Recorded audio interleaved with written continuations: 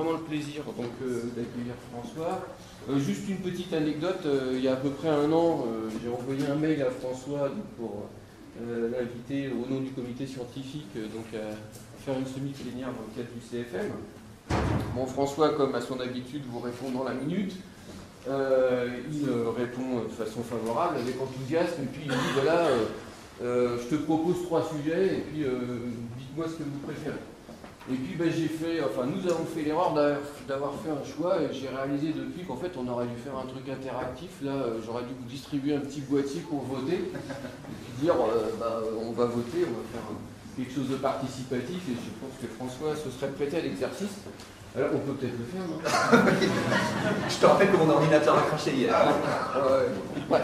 Bon, alors, donc on a voté, enfin j'ai voté du coup. Et donc François va nous parler de corrélation d'images tomographiques. Et donc, tu as la parole pour 40-45 minutes, je ne sais plus exactement, et puis après quelques questions. D'accord. Merci beaucoup Sylvain. Merci d'être venu. Merci au comité scientifique et d'organisation de l'invitation. Donc, en fait, les travaux dont je vais parler sont essentiellement issus de thèses dans l'équipe écologie, dirigée par Stéphane. Et je vous propose un petit cheminement sur ces techniques-là, que j'introduirai brièvement, pour ensuite directement illustrer un certain nombre d'applications qui me permettront ensuite de dégager un certain nombre de défis actuels à relever avant de conclure. Alors, la tomographie aux rayons X, c'est le fait d'avoir donc une source de rayons X, d'illuminer un échantillon, d'acquérir les images pour différentes positions angulaires, et à partir de cette information, on obtient typiquement un billet de radiographie, et par un algorithme de reconstruction, on obtient le volume 3D imagé, plus exactement l'image de ses coefficients d'absorption. Alors initialement, ce genre de technique pour les matériaux du génie mécanique et du génie civil était imagé sur des lignes de synchrotron, comme celle de Grenoble par exemple, et maintenant de plus en plus, on peut également le faire sur des tomographes de laboratoire.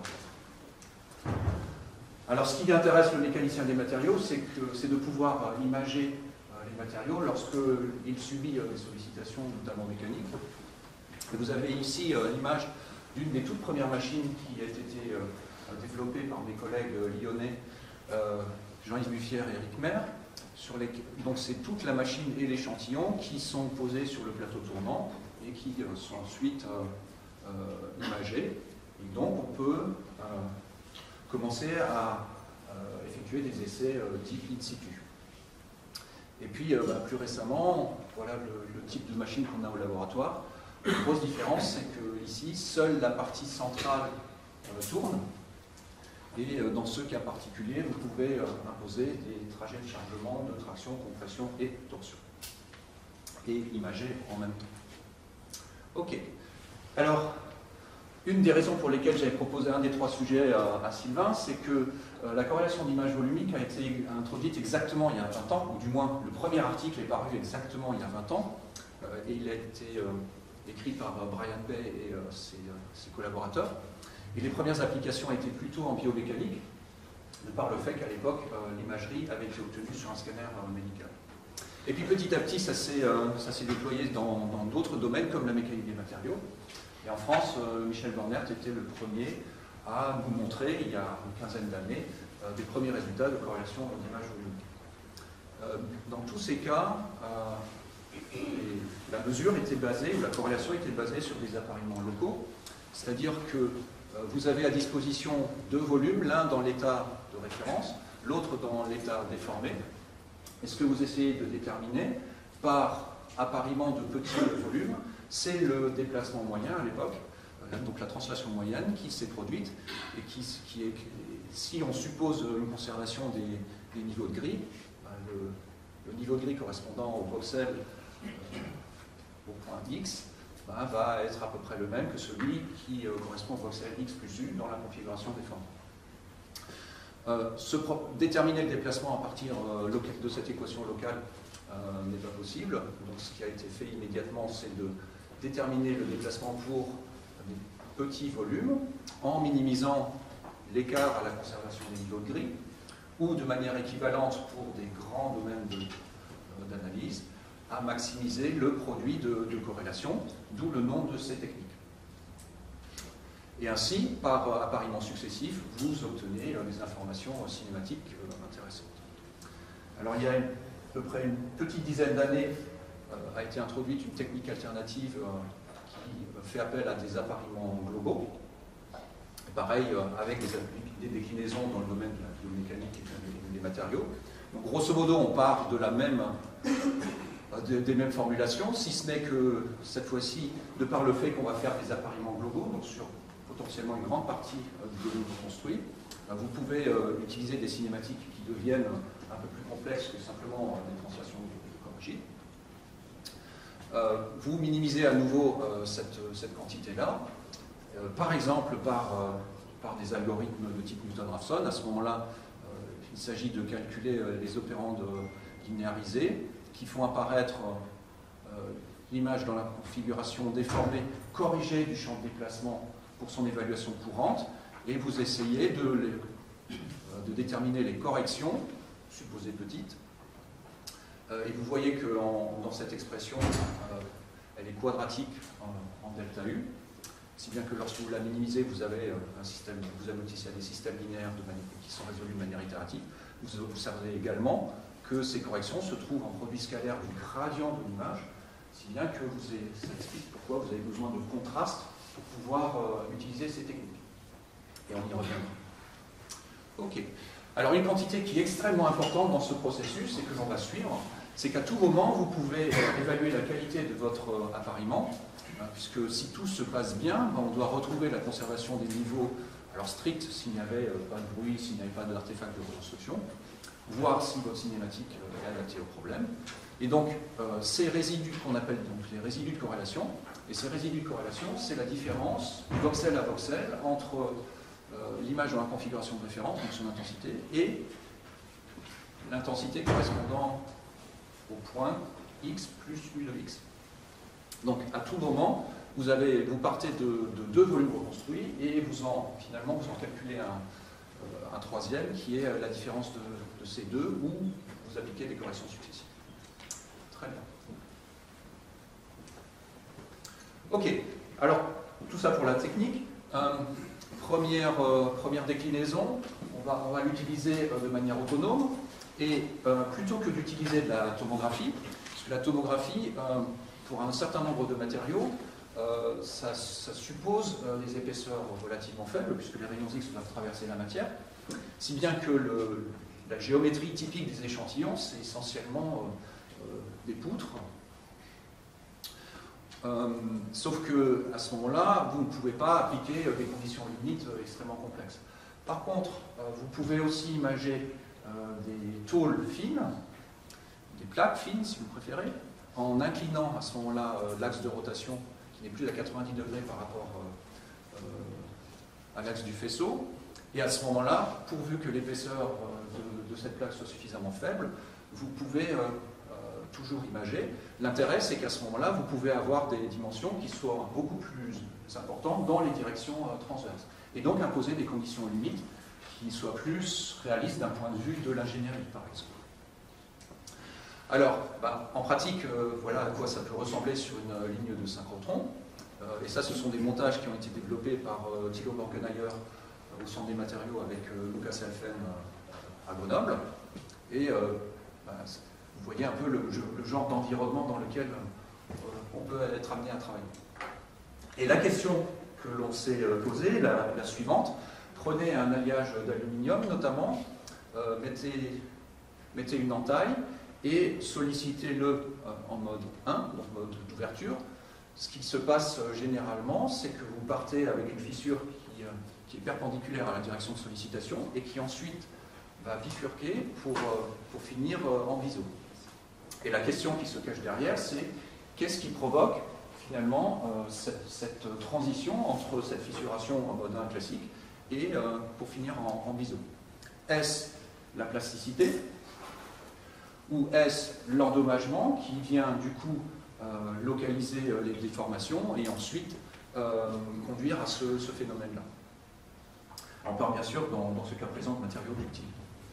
Alors, la manière classique, c'est d'observer ce qui s'est passé de manière post-mortem. Donc ici, vous voyez une micrographie en électronique balayage, où, bien sûr, vous concluez que c'est une rupture ductile, beaucoup d'endommagements en cupule, pas de souci, mais la question, c'est à quel moment, finalement, s'est produit l'endommagement. Et ce n'est pas ces approches-là qui vous permettront de le faire. Alors c'est pour ça que ce genre d'essai a été imagé en laminographie. Et on va analyser un volume qui est situé à peu près à 1 mm en avant de l'entaille, par corrélation d'image volumique, pour laquelle on utilise des hexaèdres réguliers. Donc ça veut dire qu'on va avoir une description élément fini du champ de déplacement mesuré. Et dans le cas présent, on a à peu près 62 000 degrés de liberté. Et donc, voilà comment on va déterminer l'endommagement, c'est par seuillage des volumes imagés au fur et à mesure, de par le fait qu'on a un contraste extrêmement important entre l'alliage d'aluminium et les porosités. Vous voyez qu'ici, au départ, il y a très très peu de porosité, moins de 1%. Et lorsque vous appariez les deux premiers volumes par corrélation, vous obtenez des champs de déplacement à partir desquels on peut calculer les champs de déformation. Et ici, vous avez un rendu 3D du champ de déformation au sens de Von-Mises. Ce que vous voyez clairement, j'espère, c'est qu'on a directement des bandes de déformation intenses. Et on a également des niveaux de déformation plastique importants ailleurs. Quand on compare par rapport au volume seuillé, on ne voit pas de différence notable en termes d'endommagement. On continue. Deuxième niveau de chargement, vous voyez que les bandes finalement ne bougent pas, et on a par contre de la déformation plastique plus intense. Toujours pas beaucoup d'évolution de l'endommagement. Je continue. Ça se déforme encore davantage.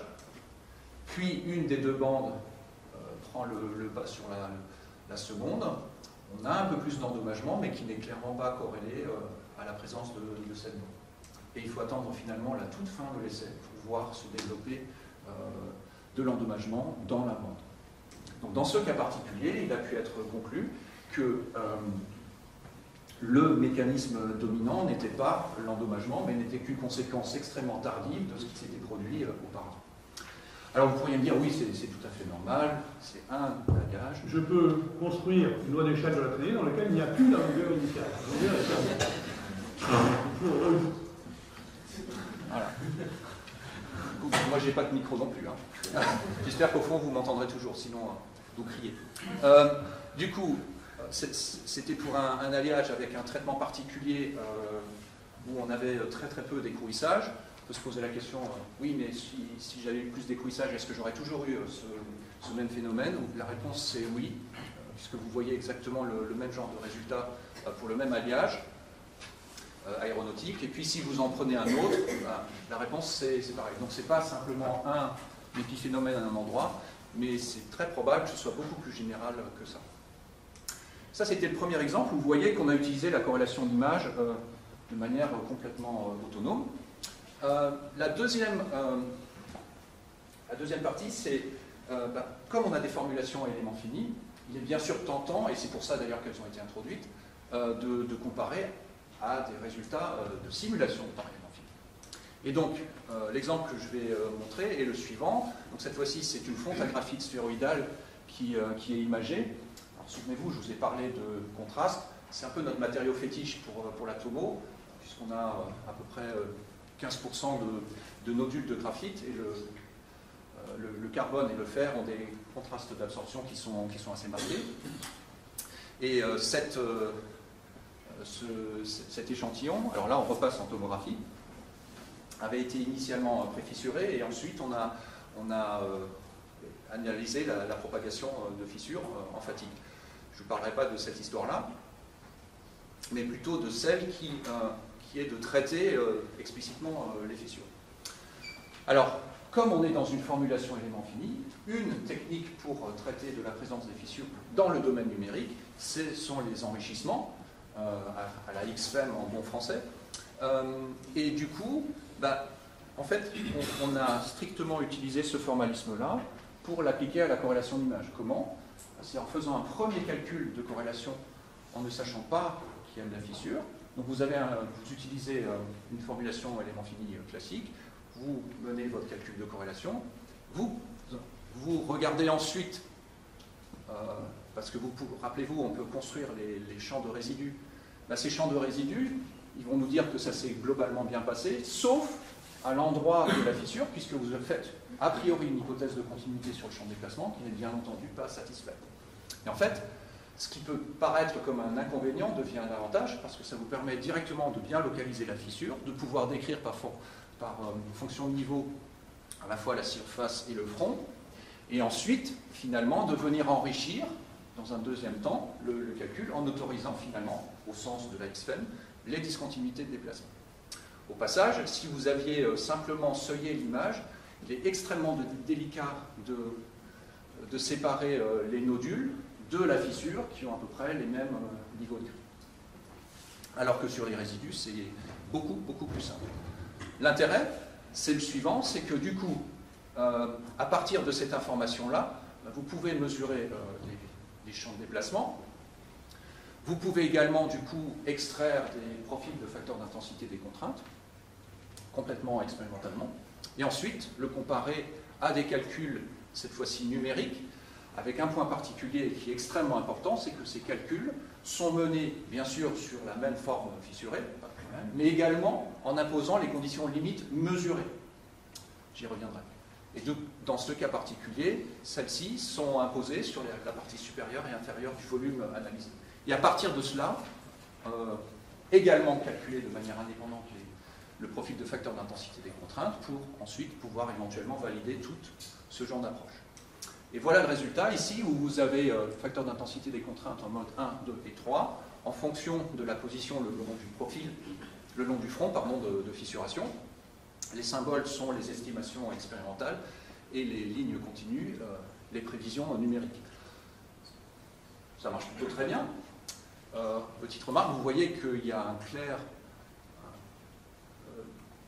le facteur d'intensité des contraintes en mode 1, qui est le mode dominant, n'est clairement pas uniforme. Et ça, c'est lié justement à l'imperfection de l'essai, mais qui a été prise en compte de par le fait que l'on a imposé les conditions limites mesurées lors de l'essai.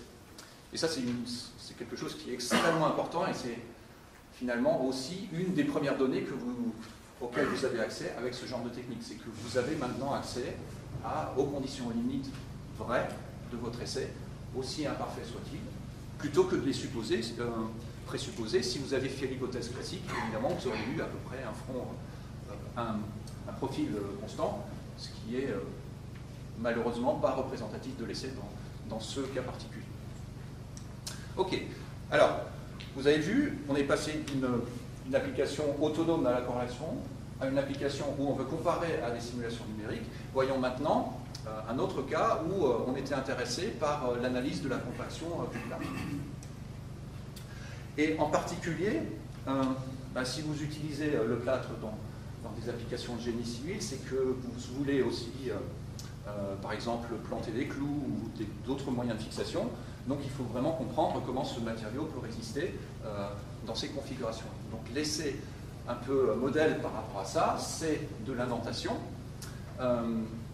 Sauf que si vous faites un essai d'indentation, tout se passe à l'intérieur du matériau. Vous ne voyez pas rien de particulier en périphérie du matériau. C'est vraiment une situation typique où l'imagerie 3D a vraiment tout son sens. Sinon, vous êtes obligé de faire un certain nombre d'hypothèses. Et donc, les deux buts que l'on poursuivait, c'était d'une part de comprendre ce mécanisme de compaction et surtout de comprendre quand est-ce qu'il se produisait, et deuxièmement, si possible, d'identifier un critère d'amorçage de compaction. Alors, ça veut dire à nouveau faire de l'expérimentation in situ, et vous avez ici la courbe d'effort appliqué et déplacement d'indentation. Vous voyez que vous avez une réponse essentiellement linéaire, ce qui sous-entend qu'il y a en fait des mécanismes non linéaires qui se produisent sous l'indenteur, sinon vous n'auriez pas cette réponse-là. Et chacune des lettres ici vous montre une acquisition tomographique. Et voilà une coupe où vous voyez ici le matériau. En fait, le plâtre, c'est une mousse fragile. Et donc, du coup, à nouveau, on a beaucoup de contraste à cet endroit-là. On imagine bien que la corrélation va pouvoir s'exprimer. Et du coup, je vous montre différentes coupes pour différents niveaux de sollicitation. Voilà. Donc ce que vous voyez, c'est que au voisinage de l'indenteur se développe une zone compactée qui est induite par l'effondrement de la porosité, et qu'au fur et à mesure, cette zone s'étend à l'intérieur du matériau. Et finalement, l'indenteur n'est pas ce que vous croyez, mais cette zone compactée qui commence à se développer, à envahir le volume sollicité. Et donc, par la suite, je vais vous montrer une analyse de ce qui se produit dans ce sous-volume centré au voisinage de l'indenteur et de la zone compactée. Alors, ce qui nous intéresse, rappelez-vous, c'est de comprendre la transition qui peut se produire entre la zone saine et la zone compactée. Et si vous voulez comprendre ça de manière assez fine, vous êtes tenté d'utiliser des discrétisations assez fines pour bien capter des détails de cinématique. Oui, mais si vous faites ça, alors c'est ce qu'on a fait bien sûr, donc ça veut dire des tailles d'éléments à nouveau hexaédriques réguliers de l'ordre de 8 voxels de côté, donc environ 100 microns. Et si vous faites une analyse d'incertitude, vous apercevez que l'incertitude typique est de l'ordre de 0,4 voxels. Ce qui n'est évidemment pas suffisant pour estimer quelques déformations élastiques qui vous intéressent. Alors, je vous rappelle, ce qui nous intéresse vraiment, c'est la transition entre cette zone-là et la zone de compaction. Alors ça, c'est la première remarque. Vous voyez ici une section où on a les résidus, et vous voyez que globalement, le calcul s'est très bien passé, sauf dans la zone de compaction, et c'est normal, puisque dans cette zone-là, vous avez eu effondrement de la porosité, donc la conservation du niveau de gris ne sera pas satisfaite. Donc c'est intéressant, on arrive clairement à distinguer, et à la limite vous auriez pu le dire, à l'œil c'était sûrement également faisable, ça l'est encore plus ici, puisque finalement la microstructure a complètement disparu, sauf aux endroits où vous n'aviez pas de conservation des niveaux de gris. Donc le calcul a, on va dire, bien convergé, sauf dans la zone de compaction, c'est normal. Par contre, lorsque vous regardez les champs de déplacement dans les trois directions, on voit des choses, des grands gradients, mais à part ça, pas grand-chose. Donc, ça veut dire que si on veut continuer, il va falloir imaginer des techniques alternatives pour pouvoir accéder à des informations beaucoup plus locales. Et en fait, l'idée, c'est la suivante, c'est de dire, bon, très bien, d'un point de vue expérimental, en faisant de la corrélation de manière autonome, je ne vais pas y arriver. En fait, c'est de construire, du coup, des champs par simulation numérique.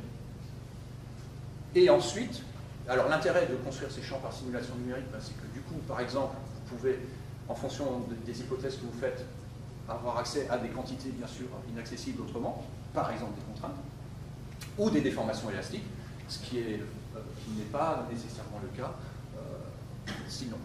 Et donc, ça veut dire qu'on va faire l'hypothèse d'élasticité isotrope, qu'on va négliger la majeure partie de la zone de compaction. Par contre, ça veut dire qu'on va pouvoir avoir des maillages qui sont complètement adaptés au problème. Et puis, finalement, qu'est-ce qui me reste à ce moment-là comme inconnu? Ce sont les conditions limites. Et donc, pour la partie inférieure, ce sont des conditions limites mesurées par corrélation d'image volumique. Et finalement, les seuls inconnus seront liés aux conditions limites, au voisinage de la zone de compaction. Mais comme vous restez dans le matériau, vous n'allez pas modéliser l'indentation, mais l'effet de l'indentation en termes de conditions limites. On va du coup paramétriser simplement ces conditions limites cinématiques représentatives de l'essai. Donc, on va construire une base réduite liée justement à la modélisation de ces conditions limites. Et ces conditions limites, on les obtient par développement en harmonique sphérique au voisinage de la zone d'indentation. Et ici, vous en avez le premier mode.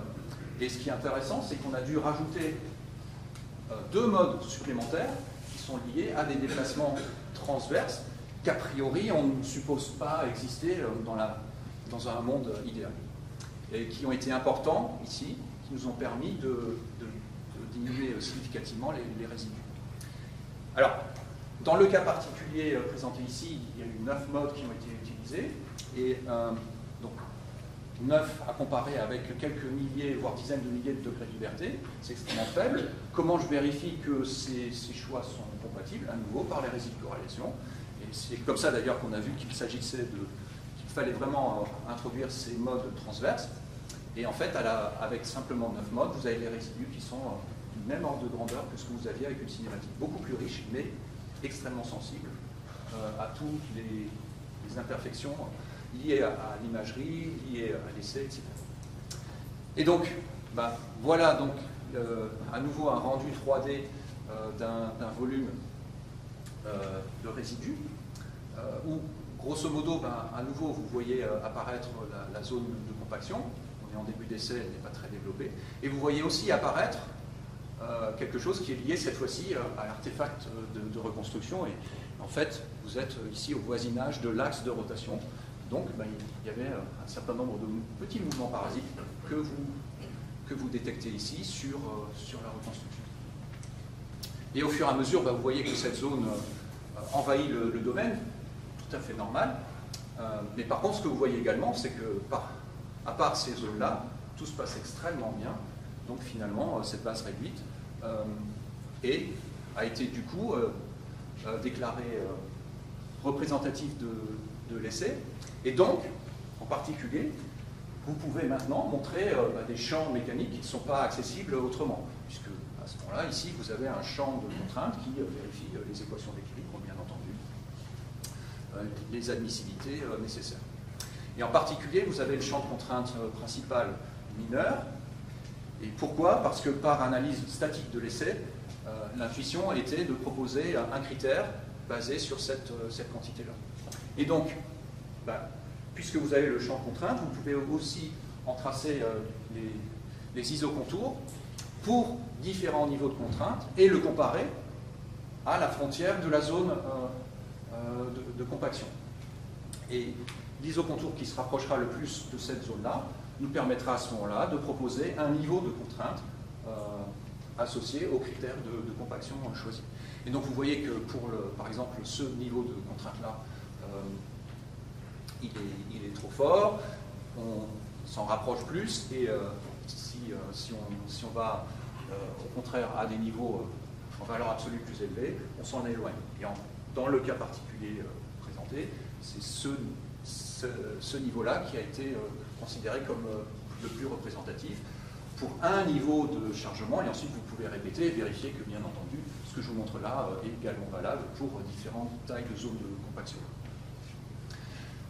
Donc vous voyez que là, à ce moment-là, on est arrivé à une approche où on a finalement utilisé la mécanique pour compenser les incertitudes de mesure et construire non seulement des champs qui soient du coup mécaniquement admissibles, mais avoir accès aussi à des informations qui soient plus riches que simplement la cinématique de votre essai. Ok, alors voilà un peu pour le panorama de manière générale, en fait, où on a vu de manière progressive comment on pouvait enrichir les choses. Il reste néanmoins un certain nombre de défis à relever. Le premier d'entre eux est le suivant, c'est que, sauf cas particulier, l'image que vous avez de votre matériau, vous ne pouvez pas la changer. Quand vous faites la corrélation d'image classique, oui, bien sûr, on le sait bien, on utilise des mouchetis, etc. Bon, alors, il y a eu des propositions de mouchetis, c'est-à-dire de rajouter, par exemple, des marqueurs radio-opaques dans le matériau, mais ça veut dire que si vous cherchez à analyser l'endommagement, je ne citerai qu'un exemple, il est clair que ça va complètement modifier la réponse de votre matériau. Donc, c'est bien sûr possible, et pas de problème, mais la majeure partie du temps, on ne le ferait pas. Alors en fait, le matériau dont j'ai déjà parlé en termes d'alliage d'aluminium, c'est celui-là. Je pense que dans le fond, vous devez voir quelque chose qui est essentiellement gris.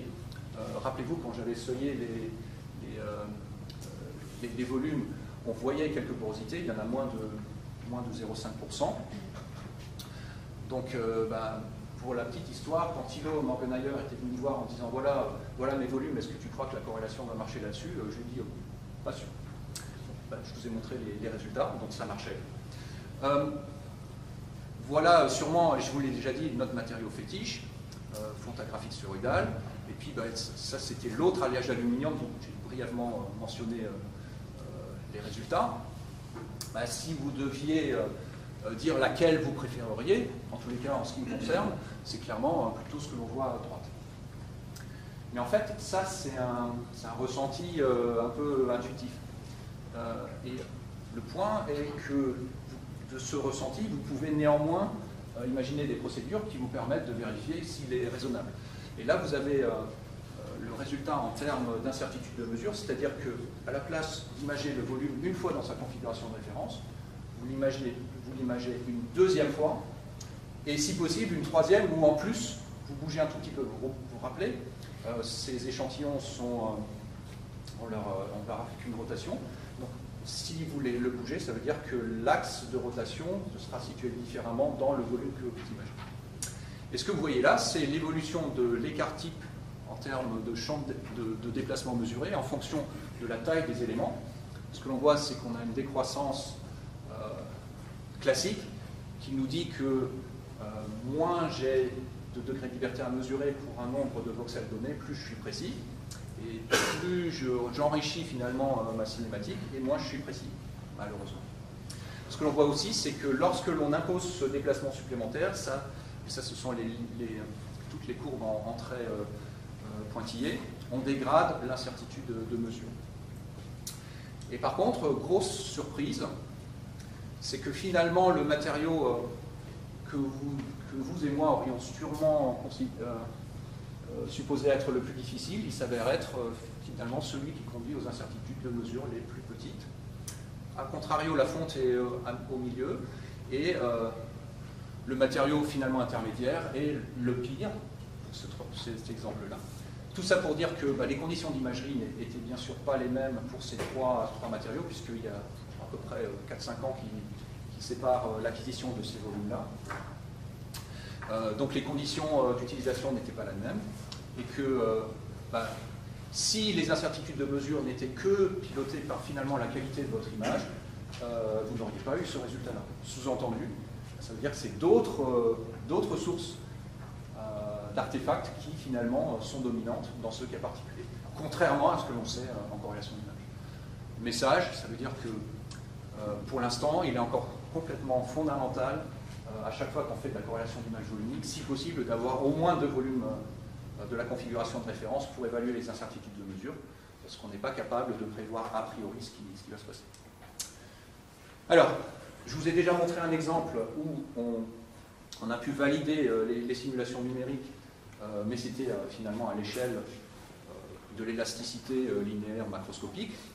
Bien entendu, quand on image maintenant des matériaux pour lesquels on a accès à des informations à l'échelle microscopique extrêmement fine, il est bien sûr tentant d'utiliser ces images pour valider des modèles à cette échelle-là, avec des descriptions du coup de la microstructure qui soient exactement celles de votre manip, puisqu'en fait, vous pouvez maintenant imaginer, et c'est fait, des techniques de maillage qui soient adaptées du coup à la microstructure. Dans le cas particulier, ce sont nos collègues du CEMEF, Pierre-Olivier Bouchard-Anco, qui ont développé des techniques à partir de maillage immergé et des techniques de fonction de niveau pour l'adapter finalement à la microstructure correspondante. Mais on peut bien sûr également effectuer des calculs de corrélation d'image volumique, comme je vous les ai décrits, et ensuite bien sûr calculer les résidus, se rendre compte dans le cas présent de la fonte à graphite sphéroïdale que la décohésion finalement entre les nodules de graphite et la matrice se produit extrêmement de manière très tôt en cours d'essai. Mais de par le fait que l'on ait accès à la microstructure réelle maillée, on peut bien sûr en simuler sa réponse, à nouveau imposer les conditions limites mesurées au calcul. Donc de ce point de vue-là, on est exactement dans la même philosophie que précédemment, mais cette fois-ci, les calculs sont beaucoup plus gros, puisque là, on a des maillages à quelques centaines, voire quelques millions de degrés de liberté. Et donc également calculer les résidus, mais cette fois-ci de la simulation pilotée par les conditions limites mesurées. Et si vous n'êtes pas satisfait de ces résidus, de venir maintenant réactualiser ces calculs en, par exemple, identifiant les paramètres de la loi de comportement que vous avez choisi. Alors pour ça, à nouveau, on se sert des simulations pour construire des bases cinématiques associées. C'est ce qu'on appelle de la corrélation d'image volumique intégrée. Alors, juste un petit exemple ici du comportement de la matrice ferritique de votre fonte. Et vous voyez ici la réponse qui a été obtenue pour des simulations à l'échelle micro avec un modèle extrêmement simple pour l'instant, puisque c'est un modèle de Ludwig pour la partie écrouissage. Et qui a raison, qui a tort? À nouveau, là, je vous montre des résidus en écart quadratique moyen adimensionné en fonction du numéro de scan. Et vous voyez que finalement, la corrélation d'image qui utilise un maillage relativement grossier conduit à des résultats qui sont meilleurs qu'un maillage extrêmement fin, piloté par les conditions limites mesurées, bien sûr, mais avec la loi de comportement qui n'est pas encore complètement raisonnable. Et la raison pour laquelle elle n'est pas raisonnable, il y en a différentes sources, mais la principale ici d'entre elles, c'est lié au fait que l'on a eu un phénomène de coalescence qui n'a pas du tout été pris en compte dans une loi de comportement de ce style-là. Et pour obtenir ça, 15 jours de calcul. Et encore, c'était une loi extrêmement simple, 3 paramètres, rien de très compliqué. Et oui, parce que on ne fait pas qu'un seul calcul, mais l'ordre de grandeur typique, c'est plutôt la centaine de calculs pour ce cas-là. Dernière petite chose, en fait, cet exemple vous montre aussi quelque chose qui est assez typique. Vous voyez qu'on a un échantillonnage spatial avec ces techniques-là qui est extrêmement riche. On a des milliards d'informations, puisque ces volumes reconstruits sont typiquement dans le gigavoxel. Mais vous voyez que l'échantillonnage temporel est extrêmement pauvre. C'est typiquement une dizaine d'acquisitions parce que couramment, cette acquisition peut durer typiquement entre une demi-heure et une heure. Donc un essai, c'est un jour. De toute façon, avec ces moyens-là, si vous prolongez les essais, la stabilité n'est pas encore suffisante.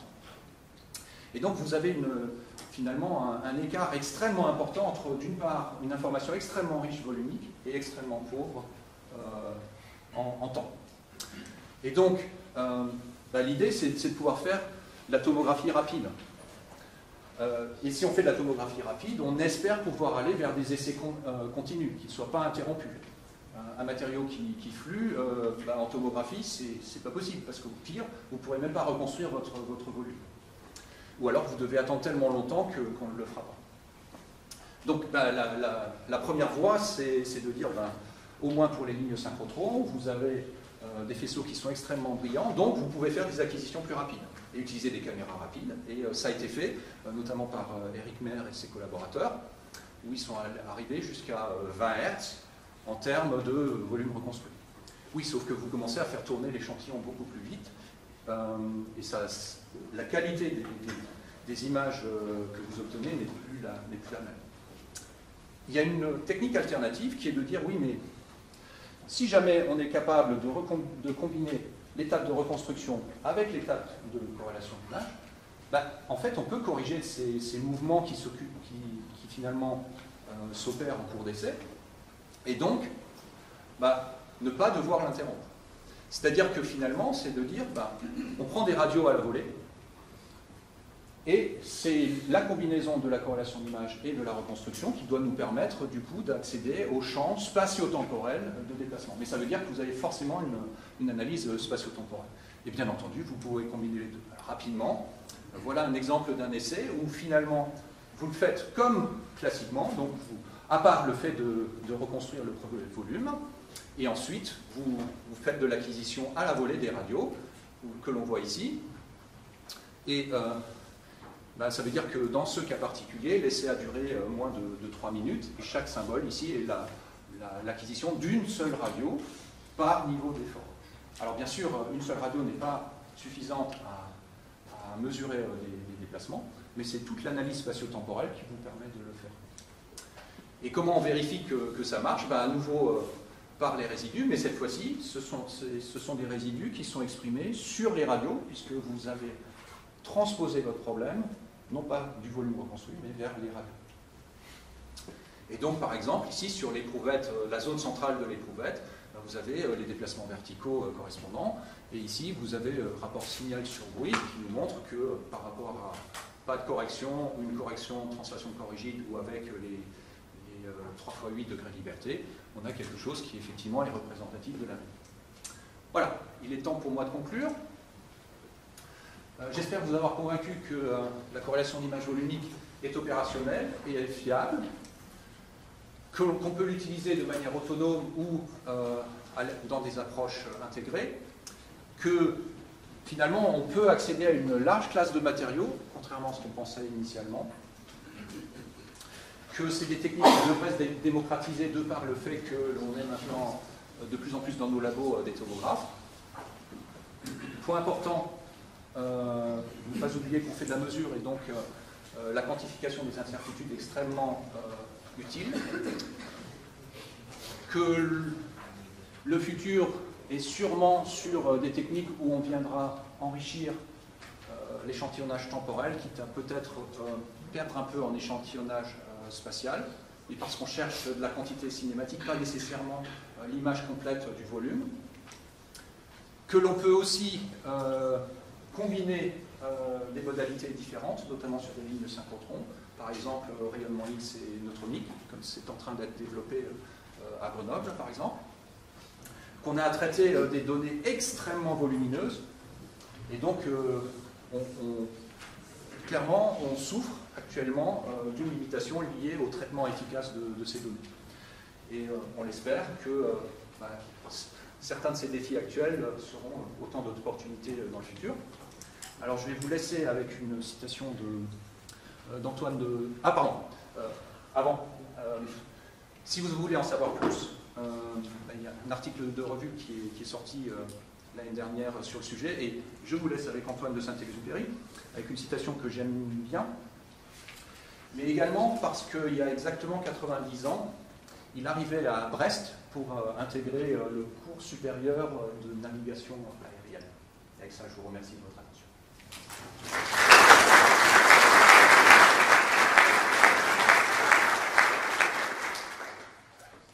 Merci François pour ce très très bel exposé. Désolé, le micro de l'amphi a disparu, donc on va faire une séance questions-réponses sans micro. En tout cas pour celui qui pose ou celle qui pose des questions. Questions? Oui. Tu as vu les aspects dynamiques. On voulait arriver à avoir une fracture, une fissure se développer rapidement. Est-ce que là, on sera un ordre de grandeur de... Ah oui. Alors, en fait, c'est vraiment si vraiment tu voulais faire de la dynamique, ce qui a pu être montré, c'est que pour faire la mesure de champ de déplacement à partir de radio, le minimum c'est 2. À 2, c'est possible en faisant un certain nombre d'hypothèses. Et ça veut donc dire avoir 2 sources X, ça c'est possible, et surtout 2 détecteurs qui vont... la radiographie rapide, ça existe. Donc si tu peux avoir deux systèmes de radio rapide, c'est pas complètement impossible.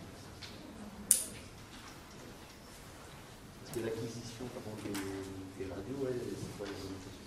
La limitation, c'est de l'imageur. Donc si tu as des caméras rapides, mes collègues dont je parlais, Eric Mer, avaient utilisé des caméras rapides qu'on connaît bien en expérimentation rapide, qui allaient jusqu'à 60 000, 100 000 images secondes.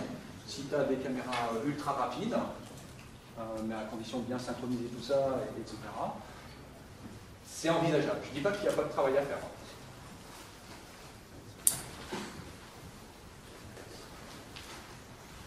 Une autre question?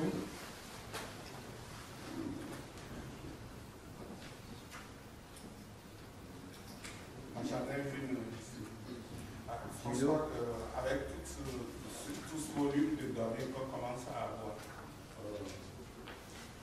le data science, ça fait quoi? Ok. Alors,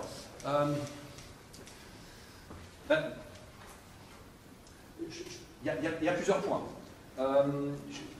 La première question, c'est est-ce qu'on a besoin d'autant de données?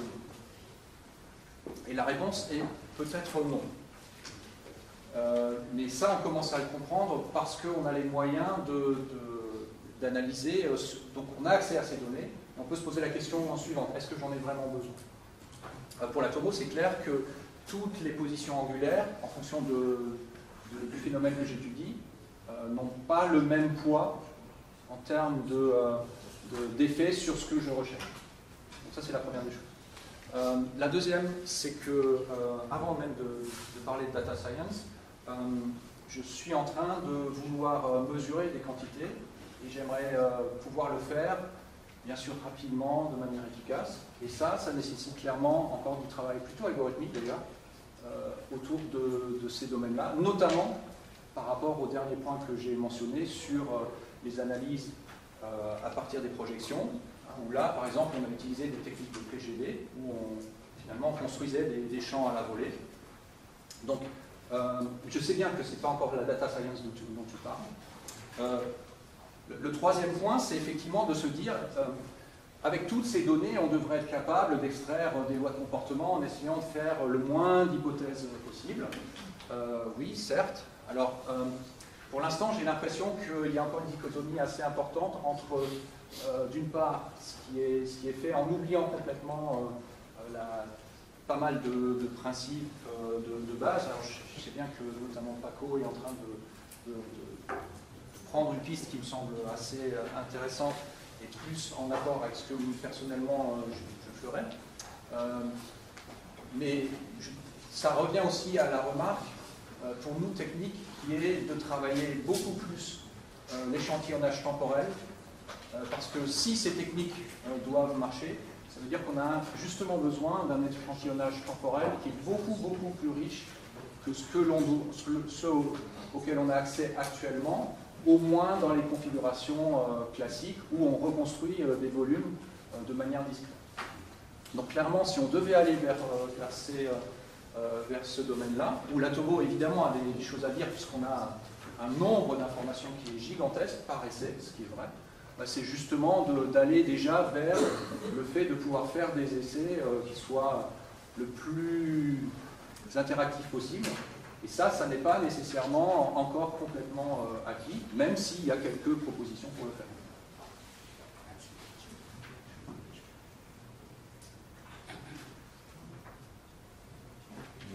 Peut-être pour une dernière question. François, tu ne soulignes pas, pour moi, qu'il y a quand même un problème en tant qu'expérimentateur, hein, qui est le volume accessible aussi, quoi, oui, du matériau que tu étudies. Il y a des perspectives où, enfin, je dirais, il faut s'attaquer à des sources, ou il faut utiliser des sources de plus en plus puissantes, ou il y a d'autres pistes? Non, parce que là, ça ne changera rien. Ouais. Le matériau que tu traverseras avec un rayonnement synchrotron, enfin l'épaisseur de matériau que tu traverseras avec un rayonnement synchrotron, un rayonnement de Labo sera le même. Donc, de ce point de vue-là, non, ça dépendra vraiment. Alors par contre, on peut changer de source, bien sûr. Ouais. Je parlais à la fin de sources neutroniques ou d'autres choses. Oui, on peut, avec les difficultés que l'on connaît, hein, bien sûr. Mais par rapport à ça, chaque matériau, du coup, a son épaisseur maximale que pourront traverser les rayons X. Donc pour tout matériau, la majorité de fer, c'est quelques millimètres. La majorité d'aluminium, c'est à peu près le centimètre.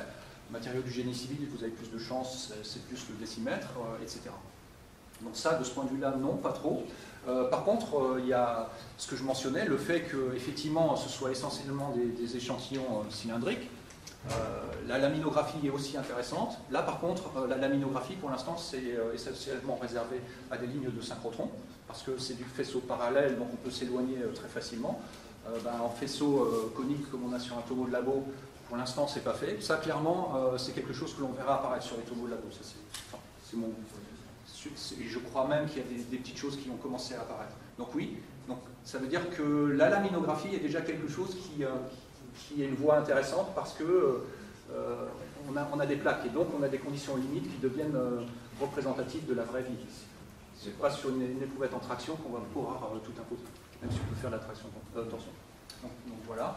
Il y a bien sûr le fait que, d'un point de vue expérimental, les essais dits continus, on espère que petit à petit on va y arriver, mais ça nécessite encore pas mal de travaux. Donc il y aura encore pas mal de développement, et puis aussi sur l'architecture des machines qui est quand même assez significativement différente de ce que l'on peut rencontrer de manière classique. D'accord. Dernière question. Sinon, il me reste à remercier à nouveau François pour cette présentation.